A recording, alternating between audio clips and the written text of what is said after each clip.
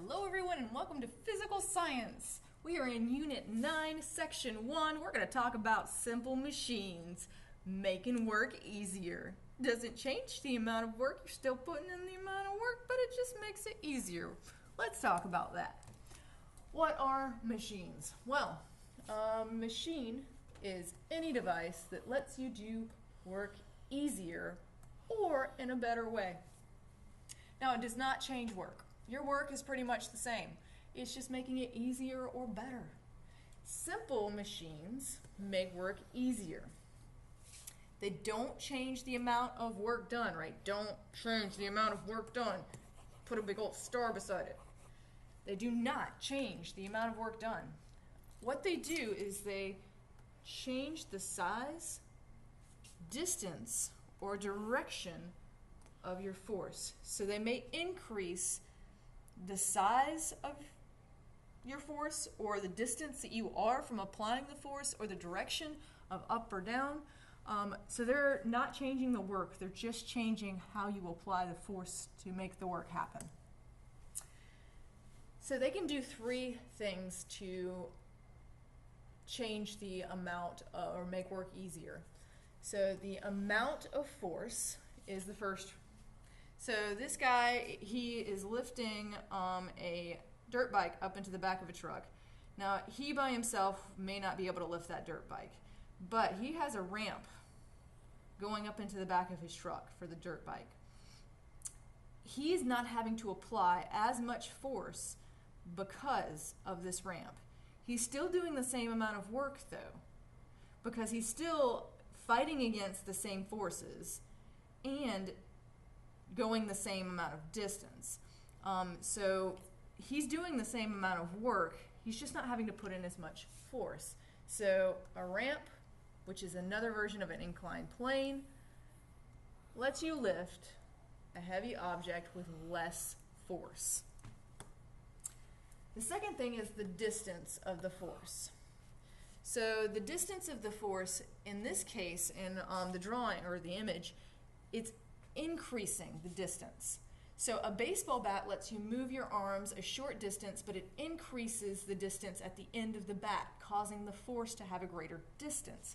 So you are increasing the distance between you and the force, so you don't have to move as much distance, and that bat will move much further. So the distance of the force. And the last thing you can do is the direction of the force. So a pulley on some blinds, you are pulling down instead of pushing up, which makes the work easier. So instead of having to push up on it, you can just pull down. That would be a pulley system. So what are simple machines? There are 6 different types. The first one is an inclined plane, which is this image. The second one we'll look at is a wedge. A wedge is like what you put under a door to keep it closed. So it's kind of a modified inclined plane. A screw, which is still a modified inclined plane. These are kind of all lumped together. A lever, which is something that you apply a force on one side to push up against the other. A wheel and axle, which allows it to rotate around, and then a pulley. So all of these things are trying to make your work easier.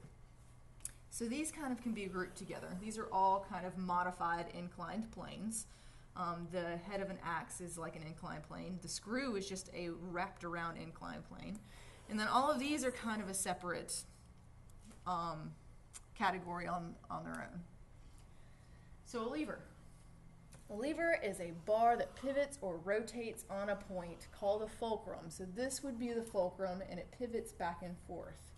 Levers, they change the size and size, distance, or direction of the force. So you have 3 different classes of levers, and it's just showing you that you can change. So the effort is here, the fulcrum is here, and then the load is here. So if you're pushing down, it's changing the direction of the force because you're pushing down and it's making the load go up. If you put the fulcrum over here, and you have the load here and your effort is here, so you have a fulcrum here, you have something on the same side as the fulcrum, and you are pulling up on it, it's just increasing your distance from the actual load. So this one has to do with distance. And then this one, you have your effort and your load. So this is going to be changing your direction, or not your direction, excuse me, your distance from the force as well. So levers, examples and uses. Scissors are levers, seesaws are levers, pliers are levers. So you have a fulcrum here and your effort is this way and these go this way, so you're changing your direction. Same thing with scissors. This one is going to be increasing your distance. So your distance from your fulcrum, here's your fulcrum, and here you're pushing it in.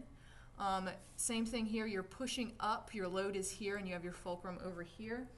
Shovels, baseball bats, tweezers, all of these are levers. Pulleys. A pulley is a grooved wheel with a rope used to raise or lower or move a load. It's really just changing the direction of the force. So a pulley, you will be pulling down on the pulley, or on the rope through the pulley, and it changes the direction of the force because this is pulling up, and then you are pulling down. So they change the direction and or decrease the input force because it's actually easier to pull on this than it would be to lift straight up on this. It just makes your work easier. The more pulleys that you add to a system, the easier it gets. So your your output force is going up and your input force is pulling down. It's changing your direction and your input force. Examples: cranes, raising and lowering a flag on a pole, window blinds, raising a sail on a boat, or clotheslines all change the direction and the amount of force required. Okay, a wheel and an axle. This is going to be, a wheel is locked to a central axle on which it pivots, so when it turns.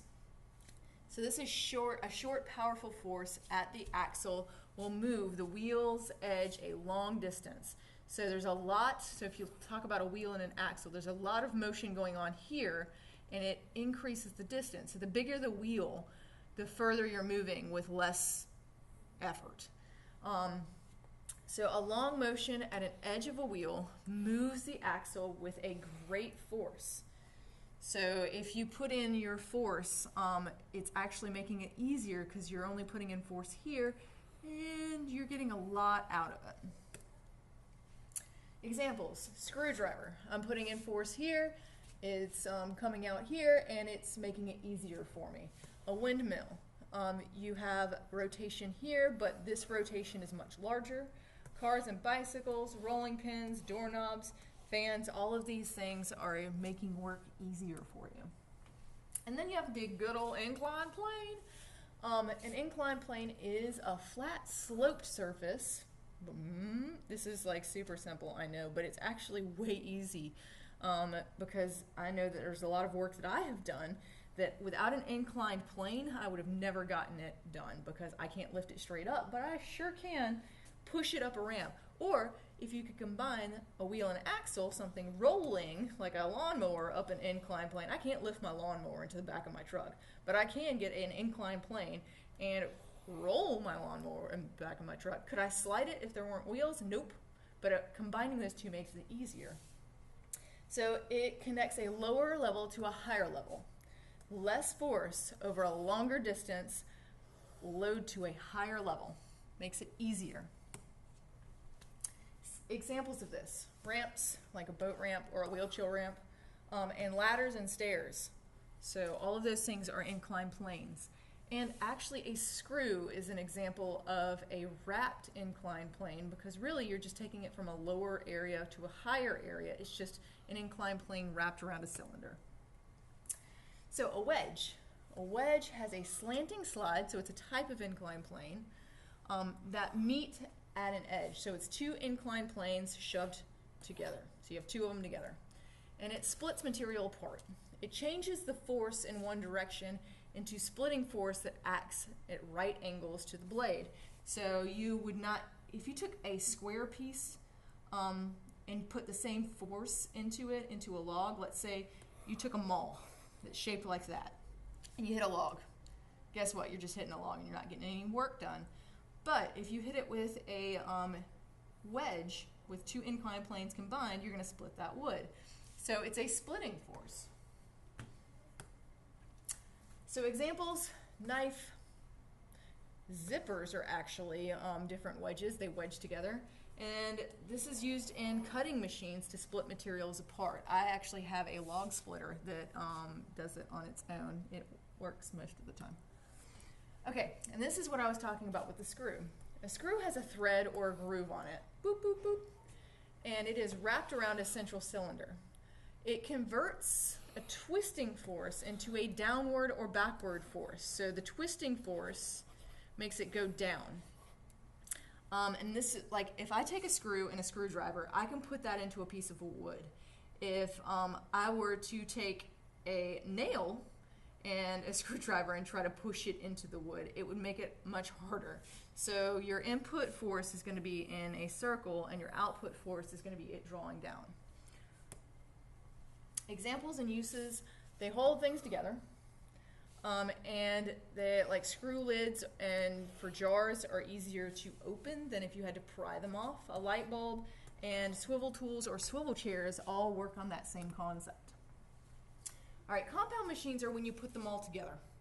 A pizza cutter, but you never thought that a pizza cutter was this complicated. A compound machine is when you put a bunch of them in the same thing. So on the pizza cutter, if you look at the edge, if you were to look at the side of the blade, you would see that there is a point on each side. That's a wedge.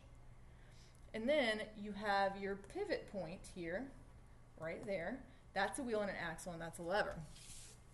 Now with an axe, you have a wedge and a lever. So you've got two things that are making your work easier. Scissors, you have levers, you have a fulcrum, and then you have two wedges, because if you look at the edge of the scissors, you'll see that there are two inclined planes together.